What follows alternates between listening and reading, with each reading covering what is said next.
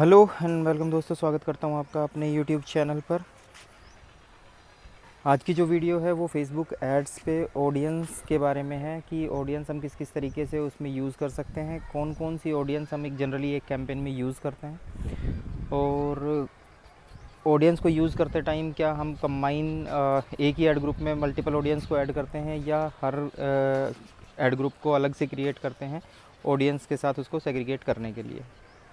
So basically जब भी आप कोई फेसबुक का ऐड रन करते हो तो आपको सबसे जो मेन मोटिव आपका होता है वो रेवेन्यू ग्रैब करने का और मैक्सिमम रीच वहाँ से गेन करने का होता है। तो उस कंडीशन में सबसे बड़ी चीज़ जो आपके पास आती है वो ये आती है कि कौन सी ऑडियंस को आप किस तरीके से यूज़ करोगे कि आपको मोस्ट इफ़ेक्टिव रिज़ल्ट्स मिलें। तो सबसे पहली चीज़ हम मतलब थोड़ा सा साफ शब्दों में समझने की कोशिश करें तो कि ऑडियंस कितने प्रकार की हो सकती है। एक तो ऑडियंस वो हो सकती है जो आपको जानती है, यानी कि जो आपकी रिटर्निंग ऑडियंस है। दूसरी ऑडियंस आपकी कौन सी हो सकती है? दूसरी ऑडियंस वो हो सकती है जो आपने नई एंगेज करी है। तीसरी ऑडियंस कौन हो सकती है? जिसका इंटरेस्ट जोन आपका प्रोडक्ट है।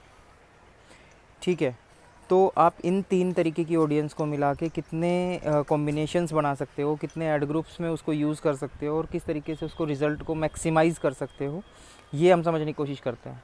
तो जब भी आप कोई एडवर्टीज़मेंट या कोई कैंपेन रन करते हो तो सबसे पहला जो आपका एड सेट बनता है, उस एड सेट के अंदर में आप यूज़ करोगे सबसे पहले एक्वायर करने के लिए कि आप नए लोगों को ये बताओ कि आपका कोई ब्रांड है, आपका कोई प्रोडक्ट है जिसको आप मार्केट में सेल आउट करना चाहते हो, जिसमें नए नए जो ऑडियंस होगी वो वहाँ पे एंगेज होती है आपसे। और एंगेज किस तरीके से होती है? वो एंगेज होती है इंटरेस्ट जोन के बेसिस पे। लाइक फेसबुक पे आप डॉग फूड बेचते हो, आप कोई ड्रेस बेचते हो, आप कोई किसी और तरीके का टॉय बेचते हो, तो उस तरीके से आपके इंटरेस्ट जोन वहाँ पे बने हुए होते हैं।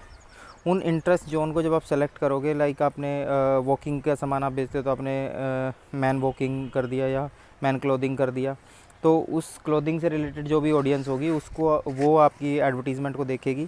तो उसको अगर वो चीज़ अच्छी लगती है तो वो आपको वहाँ पे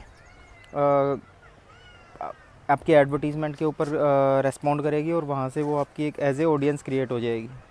ठीक है, दूसरा एड सेट जब आप क्रिएट करोगे तो उसमें क्या होता है? उसमें आपका रिटेंशन का होता है। रिटेंशन मतलब जो ऑलरेडी आपके कस्टमर हैं, आप उन्हीं को दोबारा से अपनी एडवर्टीज़मेंट दिखाते हो अलग अलग प्रोडक्ट्स की, ताकि उनको अगर रिक्वायरमेंट होती है तो वो उन प्रोडक्ट्स को भी परचेज़ कर सकें। तो यहाँ पे दो तरीके से होता है। एक तो वो कि सेम प्रोडक्ट आप बेच रहे हो और सेम प्रोडक्ट की एडवर्टीज़मेंट उसको दोबारा से दिखा रहे हो ताकि वो उसको दोबारा से परचेज़ करे, जो रेगुलर प्रोडक्ट्स होते हैं उनके केस में। और कई बार क्या होता है कि आप 10 तरीके के प्रोडक्ट बेचते हो, लेकिन वो जो आपका परचेज़र है वो ए प्रोडक्ट का है, बट आप उसको सी प्रोडक्ट की ऐड भी दिखाते हो। तो उस कंडीशन में क्या होता है कि वो आपका कस्टमर तो है बट उस प्रोडक्ट का नहीं है, तो वहाँ से आपको कन्वर्जन के चांसेस ज़्यादा हो जाते हैं उस रिटेंशन के थ्रू। तीसरा आपका होता है इंटरसेक्शन का, जिसमें आप क्या करते हो? एक्वायर भी करते हो, रिटेंशन भी करते हो, दोनों को कंबाइन करके यूज़ करते हो और वहाँ से आपको दोनों का मिक्स इंटरसेक्शन मिल जाता है, मिक्स ऑडियंस मिल जाती है। तो इस तरीके से आप इंटरसेक्शन को चला लेते हो। अब इन सब चीज़ों के साथ पैरेलली क्या चलता है? कुछ चीज़ें चलती है एक्सक्लूड करने के लिए। लाइक आपने एक्वायर तो करने की सोच ली कि आप जो मैन क्लोथिंग है उसको एक्वायर करोगे, लेकिन मैन क्लोथिंग में मतलब मान लो आप लोवर्स वगैरह नहीं बेचते हो और आपने क्लोथिंग के लिए ऐड चला दी, तो इंटरेस्ट जोन में तो लोवर्स वगैरह भी आएंगे क्योंकि वो मैन क्लोथिंग में आते हैं। तो उस कंडीशन में क्या है कि आप क्लोथिंग का जो एक्सक्लूड है उसमें लोवर्स कर दोगे, तो वहाँ से क्या होगा कि लोअर जो है वो एक्सक्लूड हो जाएगा, तो बाकी की जो क्लोथिंग या बाकी के जो बच गया वो सारी की सारी ऑडियंस आपके वहाँ पे शिफ्ट हो जाएगी। तो इस तरीके से आप क्या कर सकते हो कि फेसबुक के जितने भी ऐड कैंपेन्स होते हैं उन सब ऐड कैंपेन्स की ऑडियंस को आप क्रिएट कर सकते हो। और सबसे अच्छी चीज़ कि यहाँ से जो आपको रिज़ल्ट्स मिलेंगे वो आपको सुपीरियर रिज़ल्ट्स होंगे। उसमें आपको ऐसा नहीं होगा कि आपका स्पेंड हो रहा है और आपको कन्वर्जन्स नहीं आ रहे हैं, और इसी तरीके से आप अपने जो कैंपेन्स हैं उनको ऑप्टिमाइज़ करते हो।